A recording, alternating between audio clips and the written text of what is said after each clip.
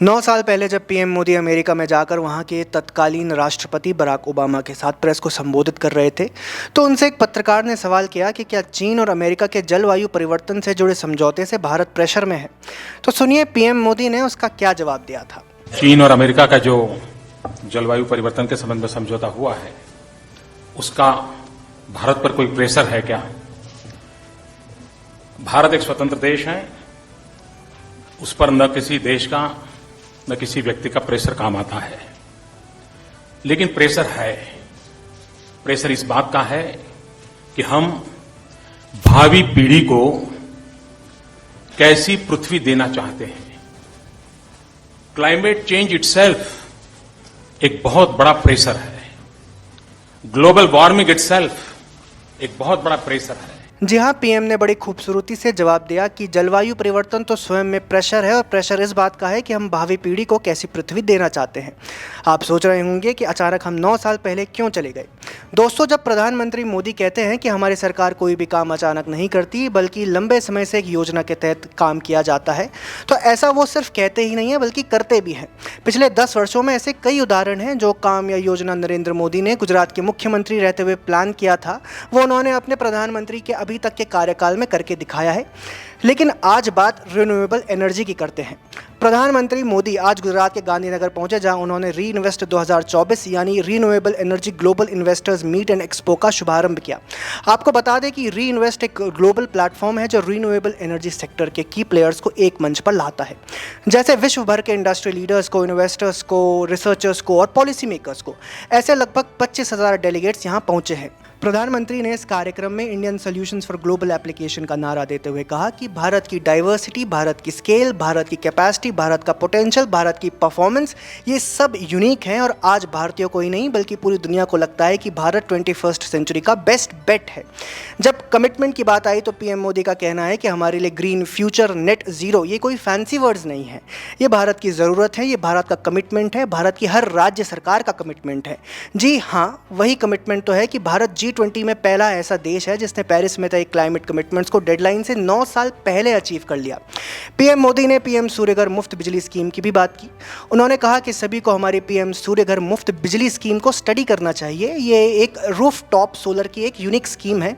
इसके तहत हम रूफ टॉप सोलर सेटअप के लिए हर फैमिली को फंड कर रहे हैं, इंस्टॉलेशन में मदद कर रहे हैं। इस एक योजना से भारत का हर घर एक पावर प्रोड्यूसर बनने जा रहा है। दोस्तों, रिन्यूएबल एनर्जी के सेक्टर में मोदी सरकार की उपलब्धि सिर्फ पीएम सूर्यघर स्कीम तक सीमित नहीं है, बल्कि भारत रिन्यूएबल एनर्जी के क्षेत्र में शानदार तरीके से आगे बढ़ रहा है। हमारी रिन्यूएबल एनर्जी क्षमता तेजी से बढ़ रही है। मार्च 2014 में 75.52 गीगावाट से बढ़कर अब 203 गीगावाट से अधिक हो गई है। 10 वर्ष में 165% बढ़ोतरी अभूतपूर्व बात है। भारत न केवल प्रधानमंत्री नरेंद्र मोदी के नेतृत्व में रिन्यूएबल एनर्जी के मुद्दे की वकालत कर रहा है, बल्कि अन्य देशों को भी इस मुहिम में शामिल होने के लिए प्रेरित कर रहा है। याद होगा आपको, ग्लासगो में COP26 में पीएम मोदी ने जलवायु परिवर्तन से निपटने के लिए पंचामृत पहल के तहत 5 प्रमुख लक्ष्य निर्धारित किए। उनमें रिन्यूएबल एनर्जी महत्वपूर्ण फैक्टर है। इसके अलावा स्कॉटलैंड में हुए COP26 में पीएम मोदी ने सौर ऊर्जा की चुनौती से निपटने का एक तरीका बताया था, एक दुनिया, एक सूर्य, एक ग्रिड। मुझे पूरा विश्वास है कि वन सन, वन वर्ल्ड, वन ग्रिड और ग्रीन ग्रिड इनिशिएटिव के सामंजस्य से एक संयुक्त और सुदृढ़ वैश्विक ग्रिड का विकास हो पाएगा। तभी तो भारत रिन्यूएबल एनर्जी में 500 गीगावाट क्षमता के अपने 2030 के लक्ष्य की ओर काम कर रहा है। रिन्यूएबल एनर्जी सेक्टर में रोजगार पैदा करने के लिहाज से चीन, ब्राजील और अमेरिका के बाद भारत दुनिया में चौथे स्थान पर है। भारत की सोलर एनर्जी कैपेबिलिटी की बात करें तो केवल 10 वर्षों में 30 गुना से अधिक हो गई है। यहाँ तक कि विंड पावर यानी पवन ऊर्जा में भी 10 वर्षों में 2.2 गुना वृद्धि हुई है। Production linked incentive scheme, automatic route के तहत 100% FDI और ग्रीन एनर्जी कॉरिडोर जैसी पहलों से इसे और बढ़ावा मिला है। पीएम कुसुम और पीएम सूर्यघर मुफ्त बिजली योजना जैसे कार्यक्रम इस प्रगति को और बढ़ावा दे रहे हैं। दरअसल दुनिया में रिन्यूएबल एनर्जी के महत्व को और इस क्षेत्र में भारत की ताकत को पीएम नरेंद्र मोदी ने कई वर्षों पहले ही पहचान लिया था। इसकी पुष्टि होती है उनकी मुख्यमंत्री रहते हुए कार्यकाल से पीएम मोदी के नेतृत्व में दुनिया में गुजरात चौथी सरकार थी जिसने एक अलग क्लाइमेट चेंज डिपार्टमेंट बनाया था। और भी चाहिए जानना, ऐसा है कि for me this renewable energy is article of faith. और जब मैं सोलर एनर्जी हो, विंड एनर्जी हो और भी जितने प्रयोग है उसको मैं कर रहा हूं।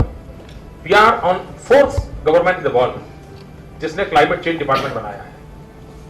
भारत सरकार का भी क्लाइमेट चेंज डिपार्टमेंट नहीं है। We are fourth in the world, क्योंकि मेरा कमिटमेंट है कि भाई हम लोगों को फ्यूचर जनरेशन की ओर भी देखना चाहिए और हम फ्यूचर जनरेशन की ओर देखने की कोशिश करते हैं।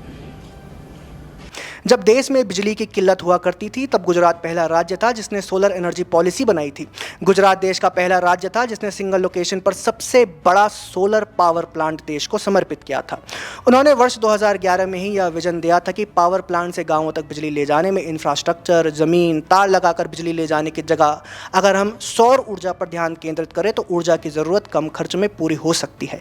पावर स्टेशन है, वहां से गांव तक बिजली ले जाने में जो इंफ्रास्ट्रक्चर का खर्चा होता है, मेंटेनेंस का खर्चा होता है, और मान लीजिए उसी गांव में सोलर पावर प्लांट डाल दिया उस गांव की रिक्वायरमेंट के लिए, तो एक हिसाब लगाना चाहिए कि कौन सा कम खर्चे वाला है।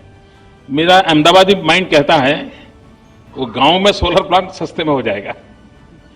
इतना इंफ्रास्ट्रक्चर लगा दें, इतनी जमीन ले लें, इतने तार लगाएं और फिर बिजली वहां जाए और फिर गांव को बिजली मिले। इसका एक परिणाम यह था कि गुजरात का मोढेरा गांव भारत का पहला सौर ऊर्जा से चलने वाला गांव बना।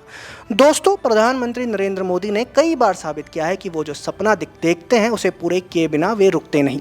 जो काम आज आपको दिख रहा है उनके पास उसका विजन 20 वर्ष पहले था और जो काम 20 वर्ष बाद होगा उसका विजन उनके पास आज है।